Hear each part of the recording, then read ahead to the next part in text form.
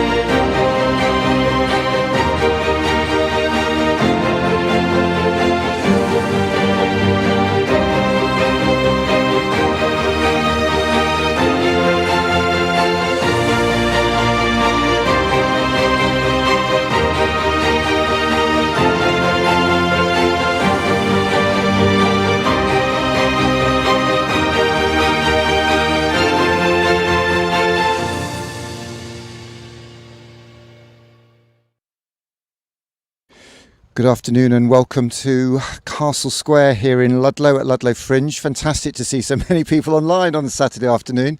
Maybe you're waiting for the football. Lots of people on Steamco, Twitter, a few people on Ludlow Fringe Facebook. Hello to you. If you want to put a shout out to anybody, put a message in and we'll put a shout out to you live and direct. As I say, we are here in Castle Square in Ludlow. It's absolutely fantastic. We've had a fantastic week. Part of the Art Connects 21 programme of events. We've run about 10 events this week. We did Art of Cardboard, the Art of Festivals.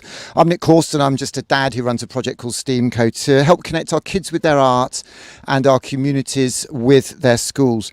And believe it or not, I'm actually not on a cardboard pyramid stage. The truth of the matter is I'm actually in front of a camper van, the Inspired to Learn 21 tour camper van, inspired by the Inspiration 4 space mission that's going to space literally in September, supported by National Lottery, Arts Council England, LGFL and Department of Digital, Culture, Media and Sport.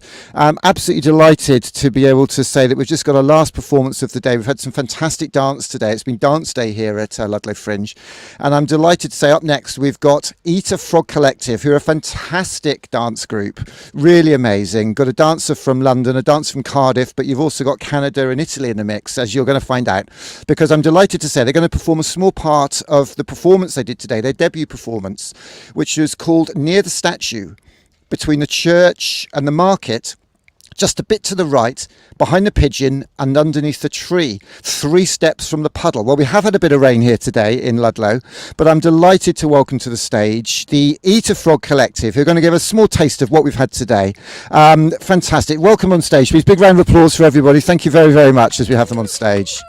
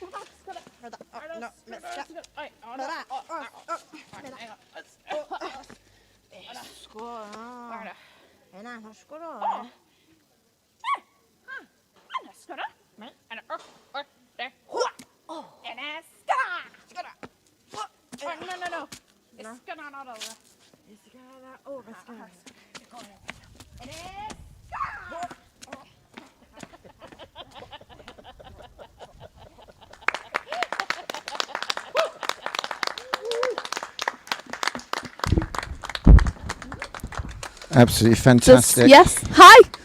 Thank you so much for watching. My name is Eleanor. This is Gaia. We are Eat a Frog Collective. Wow, that was fantastic, wasn't it? Absolutely wonderful. Thank you so much for doing that as a last minute addition to your roster. So tell me a little bit about yourselves. Where are you both from? I'm originally from Canada, and I live in London. Canada in London, and beat that. And I am from Italy and I live in Cardiff. Cardiff, one of the most cosmopolitan places in the world, I believe, isn't it? It's quite a Yes. melting pot. So what brought you together, you guys? A workshop a few years ago in London. We met there, just randomly worked together for a day, and then we kind of lost touch for a bit. And during lockdown, we got back in touch together on Zoom, like everybody else, and just decided to just work together. Did you do any work on Zoom out of interest? Did you actually use Zoom as a medium to practice, even perform occasionally? We used it to plan, but we didn't use it when we were like properly rehearsing, did we? We managed to be in person, so we sort of like after lockdown were able to join together and actually properly rehearse in person. Fantastic. And how was lockdown for you? Were you lucky enough to get some funding from government and the Arts Council and people like that, or? We Not for didn't. this. No, not for this. No, not funding for this. Just sort of came up with the idea and powered through, really. I think it's important to note that while a lot of people did benefit from government grants, many practitioners and artists didn't, and those are the people that we really should be supporting through projects like this. When a donation bucket is out, people really should be as generous as they can, and not everybody can be generous, but it's great to see an audience have come out here to see you today. And you had a fantastic audience early, didn't you? It's late in the day, but what does it mean to you to be able to perform to an audience like this with the support of Arts Council and Department of Culture funding today? Yeah, I mean, we were saying that we've not performed in front of an audience for a very long time. So this is sort of our first time back. And it's really exciting to have that feedback from an audience and feel like we're out there doing the thing again. I don't know. Fantastic. It's a different kind of connection, and it's really great to be back and feel that it's possible again. You know. I mean, it's trying to rain now, but I don't think any of us are going to let the rain dampen our spirits, particularly when the sun comes through like that, are we?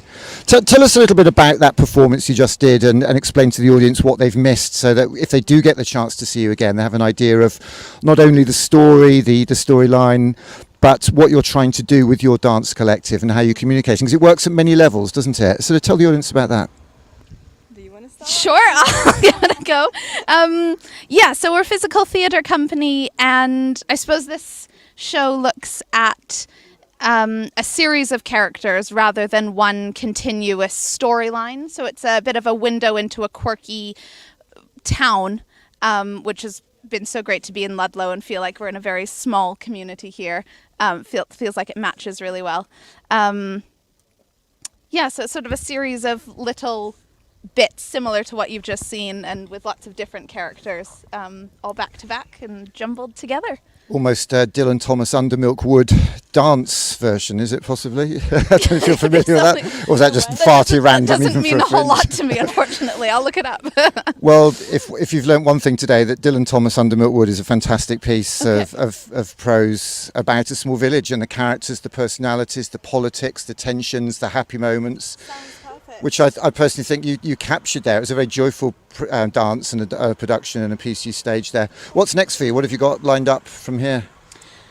We're going to do some work in schools, so matching workshops as well, working with young people and performing in front of them as well, and potentially some other festivals that we are in conversation with. So we'll see.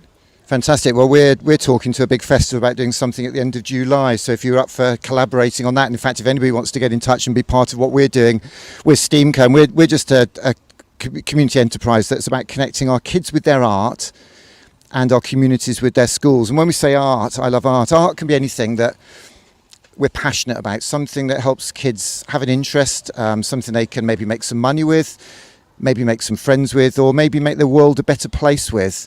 And that's art. It could be painting, photography, cooking, coding, dancing, design, DJing, robots, or rockets. We were making rockets at a school in Lenterdine yesterday, and the children were absolutely buzzing. And as I drove away, a lady came up and she said, I live next door to school. It was lovely to see those children so excited and engaged. But she was just as excited and engaged. And I think that's the power of creativity, of our art. And I think lockdown taught us all what it is that makes us human. It's human connections, whether it's Zoom that brought you together, or festivals like this and gatherings like this that bring us together, that might enable us to collaborate more in future. And I think it's these human connections we've got to remember and hold tight to as we ride this roller coaster of COVID. We've got an audience here. What did you guys think of that? Could you come and say a few words?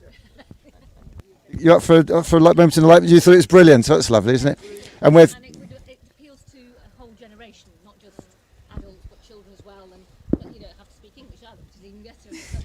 appeals to a whole generation, and language isn't a barrier. And that, It's about emotion and feeling things and just expressing it. And I thought that was pretty good. Excellent. I think one thing I'd say about Arts Council funding and the Department of Culture is they're trying to be as inclusive and accessible as possible. And I thought what was lovely today was you had people from across the spectrum of the community here in Ludlow. I was born and bred here 21 years ago, believe it or not.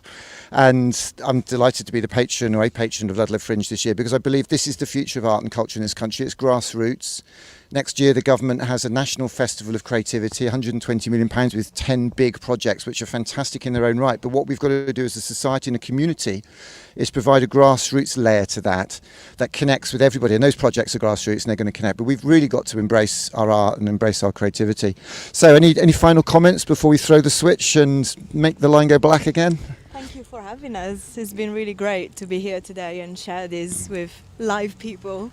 Well, it's been wonderful to have you, and looking at the faces of people here today, it's been very, very special for everybody concerned. We've got an audience here, but you had a much, much bigger audience earlier. Ludlow does literally just go very, very quiet at 5 o'clock, so don't take that personally. And the weather hasn't helped. It's a destination for many people, and I think if the forecast's not looking good, it's only the hardcore like these people here who tend to come along. So thank you so much for joining us. That's been absolutely wonderful. Thank you very for much. having us. Thank you. Bye-bye. Eat a Frog Dance Collective. Thanks very much, guys.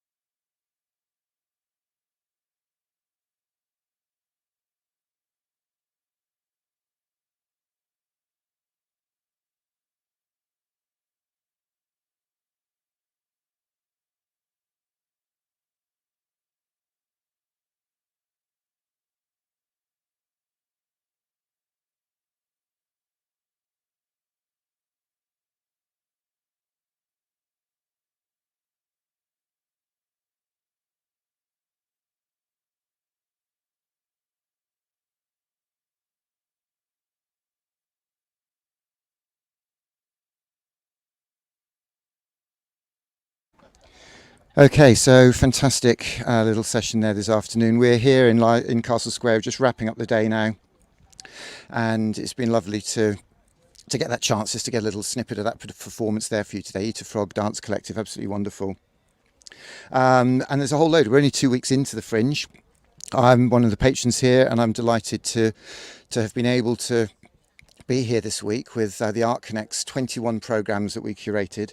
Last weekend we had a 3-day weekend event. It's nuts. 3-day event in Ludlow Primary School, where we had our cardboard pyramid stage that you can see here. We did a mini Glastonbury festival last weekend where people from the community could come on stage and perform and talk, and that was fantastic. We had a couple of performances on there last Saturday, and then today we've just heard from Eat a Frog Dance Collective, and that was super as well. 2 weeks left of the Fringe. If you are in the area, be sure to check it out, ludlowfringe.co.uk. Just had my microphone back. ludlowfringe.co.uk, a whole range of events. As I say, Steamco and our week here is moving on. We're taking our art inspired to learn roadshow on the road in our camper van. We've got 2 or 3 days. We're going to be in Leicester on Monday, and tomorrow, well, we'll see where we are tomorrow. We're just driving across the country. Check it out, #Inspired to Learn 21. We've got 3 more weeks of term, so if you'd like us to come into your school, and do an Inspired to Learn session, our art a Rocket Kids session where we make and fire rockets with kids, to encourage them to aim not just high but higher than high, then sign up for that. Get in touch. We're just making it up as we go along. We're keeping it real. We're keeping it fairly relaxed and grassroots. We've got the trailer, the camper for a few more days, and we're going to be touring around with that. So if you'd like us to drop in and see you between Ludlow and Leicester tomorrow, if there's anything going on, let us know. We're just going to take it and see what happens really, and just set up somewhere. So I might just see if I can get somebody from Ludlow Fringe to pop on. So I'll just play our little sting video again, and we'll take it from there.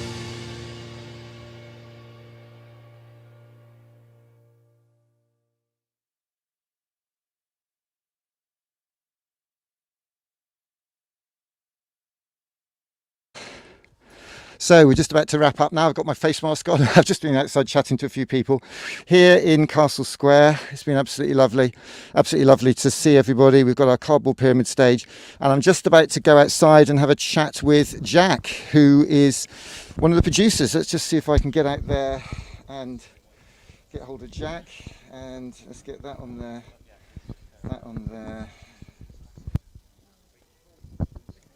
Oh. Jack, I'm coming at you. Just give me a microphone check, make sure you're live. Hello. Can you hear me? Does that sound all right? It does sound great, actually. I'm in a tangle of spaghetti and wires here. It's going to happen. When you've got this much tech around, it's going to happen. It's bonkers, isn't it? I've got a big long extension lead from a little control box, so in theory I can control all this magic and whizzo stuff from here. Oh, yeah. I'm amazed you can fit it all in one van, to be honest. I don't even know if I did, actually. Here we go, a little bit of backward shuffle. Got your backward shuffle. So Jack, so we're down 2 weeks in, I think, aren't we? 2 weeks in now, yeah, just halfway through the second weekend. This was Big Dance Day today, which has gone very well. It looked like it was really appreciated by the locals, and the nice thing being in Castle Square, obviously you get sort of an audience that weren't necessarily planning to be an audience. So you get the people that have turned up specifically for it, but then you also get the people that sort of come in from the market and also come and enjoy the performance. So yeah, really good day. Today, to remind everybody what we had today, we just had the Eat a Frog Collective, and that was a fantastic dance company from Hereford, wasn't it? Yeah, I mean, I can't recite the title. The title was about 50 words long, but we've been referring to it and just a bit further, which was this incredibly sort of surreal, lovely performance. And then we also had 4 chaps from Two Face Dance doing a performance sort of based on, I guess, drinking or a night out or something like that. And that was an incredible piece that seemed to be really, really appreciated by everybody. And that was actually their first performance since coming out of sort of COVID restrictions and everything. So I think they were equally just as buzzing to be doing something, really.